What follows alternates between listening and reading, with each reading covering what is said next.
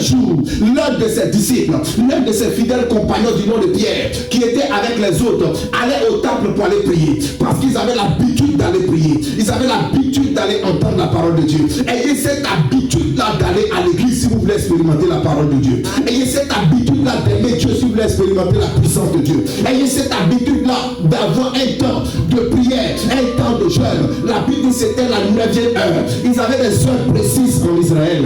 Il y a plusieurs heures où les gens priaient, plusieurs heures où les gens allaient au temple, plusieurs heures où les gens allaient chercher Dieu. On n'a pas dit forcément que c'était un jour de sabbat. Oui, il y a des jours de sabbat, mais ils ne pouvaient pas faire ce miracle le jour de sabbat parce que les gens allaient les lapider. Jésus lui-même, quand il guérissait quelqu'un au jour de sabbat, on lui faisait mal. Donc les gens n'étaient pas des gens qui allaient à l'église seulement que le jour de sabbat, c'est-à-dire que le jour de dimanche comme nous le faisons, ou le samedi pour d'autres. Alléluia.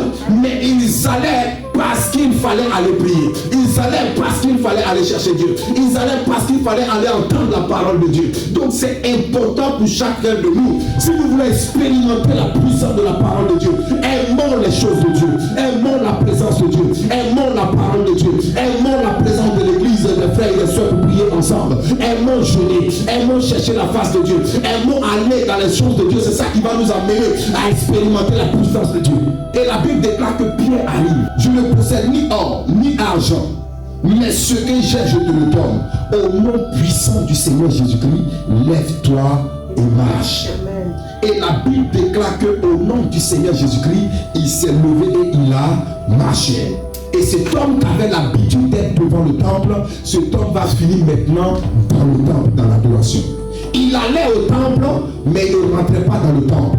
Il allait au temple, mais sa maladie était un obstacle pour entrer dans le temple. Sa maladie était un blocage pour qu'il rentre dans le temple. Sa maladie était un obstacle pour qu'il puisse adorer Dieu dans le temple. Pourquoi? Parce qu'à l'époque, il y avait beaucoup de traditions, il y avait beaucoup de règles, il y avait beaucoup de comportements, sinon de coutumes juives, qui faisaient que certains types de maladies ne pouvaient pas entrer dans le temple. Certains types de malades étaient interdits dans le temple. Quand tu avais la lèpre, quand tu avais certains types de maladies, on te disait éloigne-toi des gens. Alléluia.